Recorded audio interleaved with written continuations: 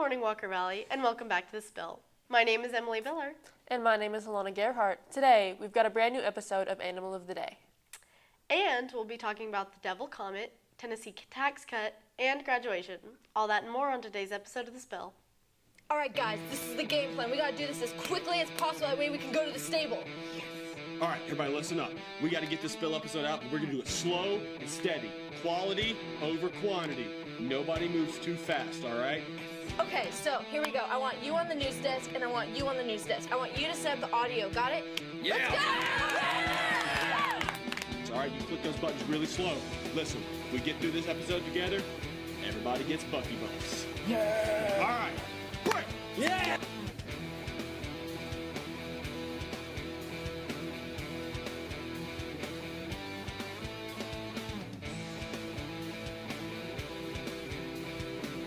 And we're live in 3, 2, 1. action. Rare comet, the Devil Comet, has made a special return to Earth's visibility Monday, April 8th, coinciding with the total solar eclipse. The comet, 12P Pons Brook, better known as the Devil Comet, gets its name from its massive size, its two horns made up of ice and gas, and its periodic explosions. During the April 8th eclipse, the comet was remarkably visible. Experts are saying that the comet is heading towards its next perihelion passage, where it will eventually achieve its closest point to the sun on April 21st, shining its brightest. Continuing through the solar system, the comet is said to be closest to Earth's atmosphere on April 21st, or June 2nd. Despite this, scientists are saying that it still won't be as visible as it was on Monday's solar eclipse. With this rare event, take a moment to view this comet on its most visible dates. 5 sorority sisters from the University of Georgia rescued a mother and her 2 young sons from their sinking vehicle after it fell into a creek.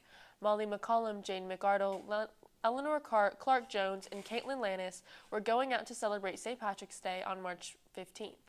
When they went out for a walk after lunch, they noticed a strange sound, the sound of people screaming for help. They immediately took action, quickly finding and rescuing 3 people from a freezing cold creek. They called 911 and jumped in the cold water and ended up saving their lives. The largest business tax cut in Tennessee history passed the House Monday morning. The Tennessee lawmakers adopted a bill that would tie the state's franchise and excise tax to a business net worth and allow for those who paid into those taxes over the last year to reclaim them back in a tax refund. The bill's passing would allow the old tax cut of $400 million to almost double to $700 million. The House Majority Leader, William Lamberth, said the measure would be the greatest tax cut in Tennessee's history. This law allows for a look-back provision of just 1 year.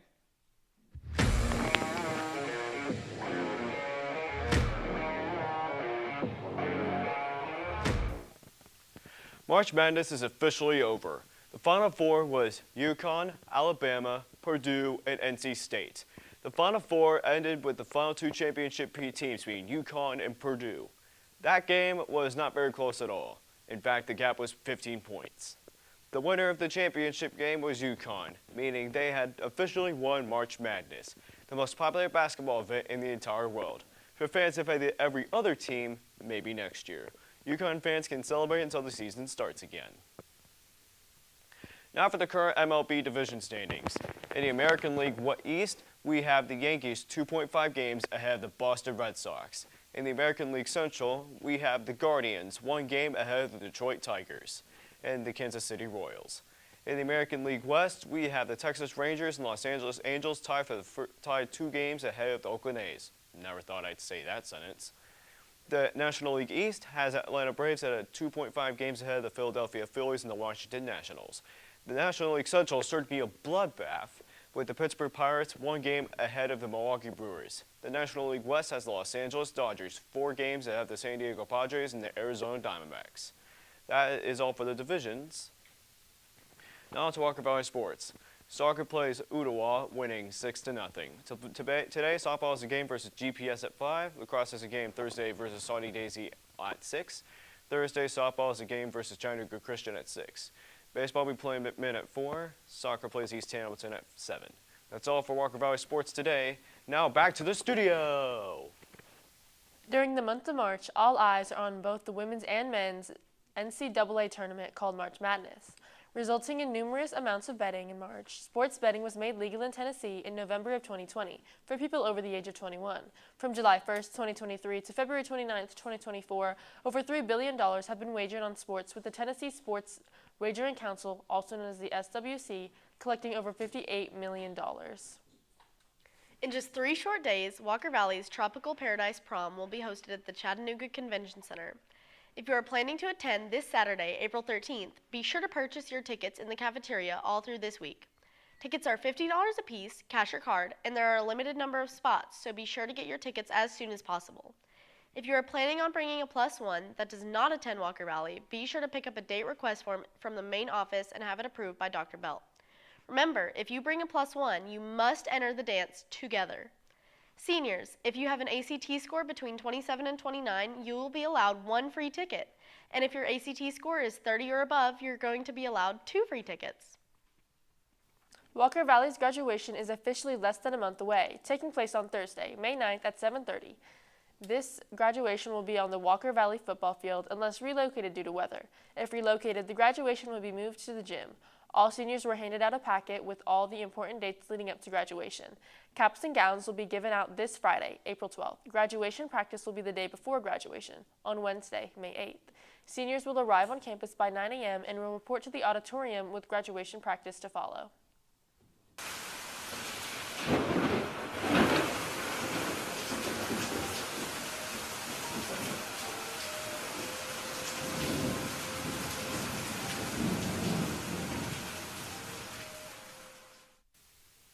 Hello, Walker Valley. My name is Olivia, and I'm here with your weather today. In Nashville, we have a high of 72 and a low of 63 with some showers. In Knoxville, we have a high of 75 and a low of 63 with some on and off sun and rain. In Cleveland is a high of 74 and a low of 63, also with some showers and some sun. In Chattanooga, we have a high of 74 and a low of 64 with some showers. And then in Atlanta, we have a high of 76 and a low of 64 with some clouds. Now on to our weather radar. As you can see, we kind of have a little bit of some showers kind of moving through. We had some storms kind of moving through already, but as you can see down here, we have some more storms kind of moving up, so expect some more rain as we move throughout the day. Now on to our 3-day weather. On Wednesday, we have a high of 74 and a low of 63 with some sun and some cloud. In Thursday, we have a high of 69 and a low of 48 with some showers.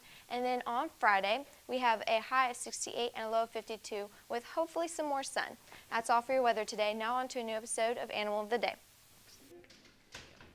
Hey Walker Valley, I'm Tatiana. And I'm Addison, and You're watching Animal of the Day.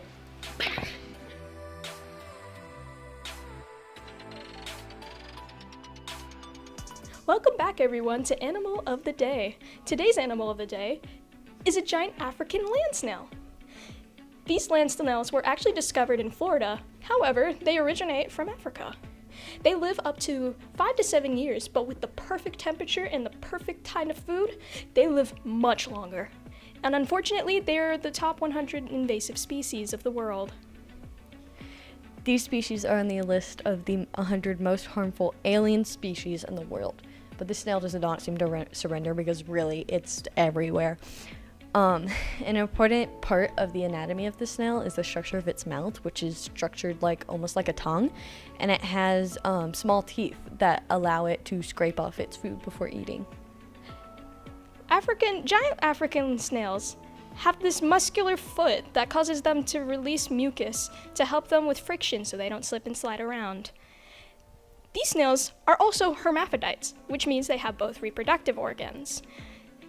They don't usually do it, but sometimes they kind of have to.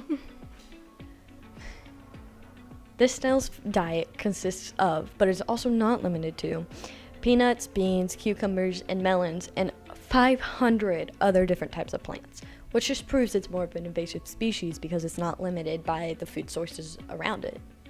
Something along the lines of, and that was your Animal of the Day. Goodbye.